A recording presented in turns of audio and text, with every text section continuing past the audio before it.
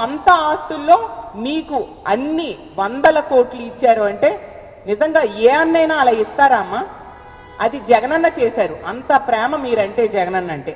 అసలు మీరు ఎంత దారుణం అంటే ఆ రోజు వైఎస్ఆర్ గారిని అవినీతి పరుడుగా చిత్రీకరించారు ఆంధ్రజ్యోతి రాధాకృష్ణ గారు. అలాగే అతన్ని నిత్యం అవమానిస్తూ ఉండే వ్యక్తి, అలాంటి వ్యక్తితో చేతులు కలిపి ఎంత ఘోరంగా మాట్లాడారు ఆ రోజు ఆ ఇంటర్వ్యూలో. ఈ రాష్ట్ర ప్రజలందరూ చూడలేదా మిమ్మల్ని? ఈ రాష్ట్ర ప్రజలందరూ కూడా ఏంటి ఆ వైఎస్ఆర్ గారిని అవమానించిన రాధాకృష్ణ గారికి ఇచ్చిన ఇంటర్వ్యూలో ఈవిడ ఎలా మాట్లాడుతున్నారని నిజంగా మిమ్మల్ని చూసి చాలా బాధపడ్డారమ్మా మీరు మాట్లాడిన మాటలు చూసి. ఎందుకంటే ఆస్తుల విషయం ప్రతి సందర్భంలో ఎందుకు మాట్లాడుతున్నారు? మీకు ఆస్తుల మీద ఎటువంటి యావ లేకపోతే మీరు ప్రతి సందర్భంలో కూడా ఆస్తుల విషయం ఎందుకు మాట్లాడుతున్నారు? విజయమ్మ గారితో ఎందుకు మాట్లాడిస్తున్నారు? అలాగే తీసుకుంటే సరస్వతి షేర్ల బదలాయింపు విషయంలో కూడా అలా కోర్టులో ఉన్న ఇష్యూలో ఈడీ అటాచ్మెంట్ లో ఉన్న ఆస్తుల్ని బదలాయింపు చేస్తే జగనన్న బెయిల్ రద్దవుతుందని తెలిసి కూడా చంద్రబాబు నాయుడు గారితో కలిపి కుట్ర పన్ని ఆ బదలాయింపు చేయాలని పూనుకోవడం ఎంతవరకు సమంజసమమ్మా? జగనన్న మీ సొంత అన్న కదా, అన్నకి ఎంత కీడు తలపెట్టాలని మీరు ఎందుకమ్మా ప్రయత్నిస్తూ ఉన్నారు? నిజంగా చాలా బాధగా ఉంది. మీరు చేస్తున్న పనులు లేక మీరు చేస్తున్న ప్రజలకు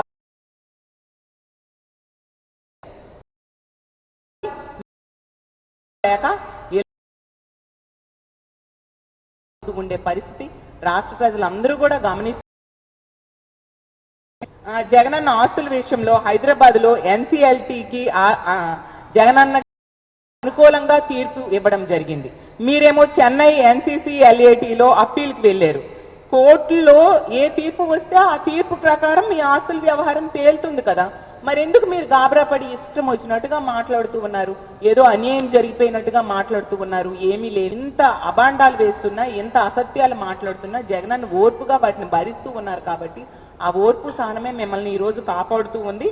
ఆ ఓర్పు సహనం ఈ రోజు ఒక బలహీనతగా మారిపోతూ ఉంది. కాబట్టి మా పార్టీ నాయకులు జగనన్నకి ఇష్టం లేకపోయినా ప్రెస్ మీట్స్ పెట్టి మీరు తప్పుడు ఆరోపణలు చేస్తే వాటికి సమాధానాలు చెప్పిన పరిస్థితి మనం చూసాము. అలాగే ఎంత దారుణంగా మాట్లాడారంటే ఈరోజు వైఎస్ఆర్ సిపి వాళ్ళనేమో కుక్కలు అంట. అసలు అలాంటి వ్యాఖ్యలు మహానేత వైఎస్ఆర్ గారి పేరుతో పెట్టిన పార్టీలో ఉన్న నాయకులు, ఈ పార్టీలో ఉన్న నాయకులు తీసుకుంటే మెజారిటీ నాయకులు అందరూ కూడా వైఎస్ఆర్ గారికి వీర భక్తులు, అత్యంత ప్రాణమిచ్చే కార్యకర్తలు, నాయకులు. అలాంటివన్నీ ఏ విధంగా మీరు కుక్కలు అంటూ దిగజారిపోయి వ్యాఖ్యలు చేశారో నాకు అర్థం కావట్లేదు. కాబట్టి మీరు ఎంత దారుణమైన వ్యాఖ్యలు చేసినా మేము హద్దులు దాటకుండా మేము మాట్లాడుతూ ఉండే పరిస్థితి ఈరోజు కనిపిస్తూ ఉందమ్మా. అలాగే నిజంగా విలువలు, విశ్వసనీయత గురించి షర్మిలమ్మ గారు మాట్లాడుతూ ఉన్నారు. నిజంగా మీకు విలువలు, విశ్వసనీయత ఉన్నాయమ్మా? మీరు మాటలు మార్చడంలో అందివేసన చేయగా మీ ప్రవర్తనే తెలియదు. ఈరోజు కానీ మీరు తెలంగాణలో పార్టీ పెట్టారు. మా అత్తవారి ఇల్లు ఇక్కడ, నా ప్రాణం ఉన్నంత వరకు ఇక్కడే ఉంటాను, ఇక్కడ ప్రజలకు సేవ చేస్తానని ఎన్నో మాటలు చెప్పారు.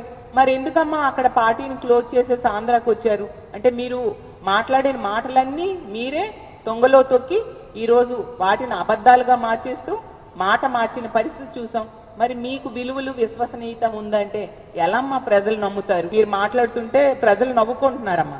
జగనన్న దమ్ము, ధైర్యం ఏంటో మీ పార్టీ జాతీయ అధ్యక్షులు, ఇప్పుడు సోనియా గాంధీ గారు అవ్వచ్చు, రాహుల్ గాంధీ గారు అవ్వచ్చు, మీ జాతీయ అధ్యక్షులు ఆ పార్టీని నడుపుతున్న వాళ్ళని అడిగితే జగనన్న దమ్ము, ధైర్యం ఏంటో తెలియజేస్తారు. అలాగే మీరు సావాసం చేస్తున్న చంద్రబాబు నాయుడు గారిని అడిగితే జగనన్న దమ్ము, ధైర్యం ఏంటో తెలియజేస్తారు. ఎందుకంటే జగనన్నని ఎదుర్కోలేక ఒకవైపు మోడీ గారిని, ఒకవైపు పవన్ కళ్యాణ్ గారిని కూర్చోబెట్టుకొని అలాగే లోపాయికారుగా మీతో పొత్తు పెట్టుకుంటూ ముందుకు వెళ్తూ ఉండే పరిస్థితి మనం చూసాం చంద్రబాబు నాయుడు గారు. ఆవిడ ప్రెస్ మీట్ లో మా నాయకుడైన జగన్మోహన్ రెడ్డి గారి మీద, అలాగే మా పార్టీ నాయకుల మీద అబండాలు, అసత్యాలు అలవోకిగా చెప్పేస్తూ ఉన్నారు. 6 నెలలు సావాసం చేస్తే వాళ్ళు వీలవుతారు అంటారు. మరి ఈవిడ 2 ఏళ్లుగా తెలుగుదేశం పార్టీతో సావాసం చేస్తూ ఉన్నారు కాబట్టి వాళ్ళు చెప్పినట్టుగా అబద్ధాలని అలవోకగా ఈరోజు చెప్పేసిన పరిస్థితి మనం చూసాం. ఇన్ని రోజులుగా చూస్తూ ఉన్నాము. మీరు మాట్లాడకుండా వివేకానంద రెడ్డి గారి హత్య విషయమైనా లేదా ఆస్తుల వ్యవహారమైనా ఏ రోజైనా మా పార్టీ నాయకులు గాని మా నాయకుడు గాని మాట్లాడారా? అసలు ఎంత దారుణం! జగనన్న ఇన్ని మాటలు మీరు అంటూ ఉన్నా ఎంత ఓపికగా ఎంత సహనంగా భరిస్తూ వస్తూ ఉన్నారు. నా చేతులతో పెంచిన ఆడపిల్లలు ఎవరో ట్రాప్ లో పడ్డారు. వీళ్ళు ఇన్ని మాటలు మాట్లాడుతూ ఉన్నారు. నా చెల్లెలు కదా క్షమించేద్దామన్నా అన్నట్టుగా జగనన్న ఒక్క మాట కూడా మాట్లాడని పరిస్థితి మనం చూస్తూ అన్న అనే పదానికే కలంకం అంటూ మనం మాట్లాడారు. ఎవరా మాటలు మాట్లాడారు? షర్మిలమ్మ మీరే కదా మాట్లాడారు. అసలు ఆ మాట అన్నాక ఈ రాష్ట్రంలో ఉన్న ఆడబిడ్డలందరూ ఎంతో బాధపడ్డారు. ఎందుకంటే ఈ రాష్ట్రంలో జగన్మోహన్ రెడ్డి గారిని తన సొంత అన్నలా కోట్లాది మంది ఆడబిడ్డలు భావిస్తూ ఉంటారు. ఎందుకంటే జగనన్న ముఖ్యమంత్రిగా ఉండేటప్పుడు ఆడబిడ్డలకి ఆర్థికంగా రాజకీయంగా సామాజికంగా ఉన్నత స్థానంలో కూర్చోబెట్టడానికి అంతగా తాపత్రయపడ్డారు, అంతగా ప్రయత్నించారు. కాబట్టి జగనన్నని తమ సొంత అన్నలా ఈ రాష్ట్రంలో ఉన్న ఆడబిడ్డలందరూ కూడా భావిస్తూ ఉంటారు. అన్న ముఖ్యమంత్రిగా ఉండేటప్పుడు రక్షణ విషయంలో కూడా ఎంతో ధైర్యంగా ఉండేవాళ్ళు ఈ రాష్ట్రంలో ఉన్న ఆడబిడ్డలు. అంతగా జగనన్నని అన్నగా భావించేట్టుగా మరే ఇతర నాయకుడిని కూడా ఈ రాష్ట్రంలో ఆడబిడ్డలు ఎవరు కూడా ఎక్కడ భావించిన పరిస్థితి. చంద్రబాబు నాయుడు గారి చేతిలో కీలుబొమ్మగా మారిపోయారు. మీరు ఇన్ని చేస్తూ ఉన్నారు కాబట్టే ఇప్పటికైనా రెస్పాండ్ అవ్వాలి, లేకపోతే ప్రజల్ని పక్కదోవ పట్టిస్తూ ఉన్నారు అని చెప్పి మా నాయకులు రెస్పాండ్ అవ్వడం. మనందరం రెడ్డి గారి హత్య జరిగి 7 ఏళ్ళు అయ్యింది. ఆ కేసుని ముందుకు వెళ్ళనివ్వకుండా, ట్రయల్కి రానియకుండా, అసూయతో కుట్రలతో ద్వేషాన్ని పెంచుతూ అమాయకుల్ని కేసుల్లో ఇరికించేయడానికి ప్రయత్నిస్తూ ఎన్ని పచ్చి అబద్ధాలు మీరు చెప్పారమ్మా. కోర్టు సర్వోన్నత న్యాయస్థానం కూడా ఈ కేసులో దర్యాప్తు పూర్తయిపోయింది అని చెప్పిన తర్వాత, సునీత గారి పిటిషన్ అన్ని తిరస్కరించిన తర్వాత మళ్ళీ కడపలో ప్రెస్ మీట్ పెట్టి గంట సేపు అవాస్తవాలను, అసత్యాలను, పచ్చి అబద్ధాలను ఈ రాష్ట్ర ప్రజలకు చెప్పడానికి ప్రయత్నించిన విషయం ఈ రాష్ట్ర ప్రజలు ఎవరు కూడా మర్చిపోలేదు.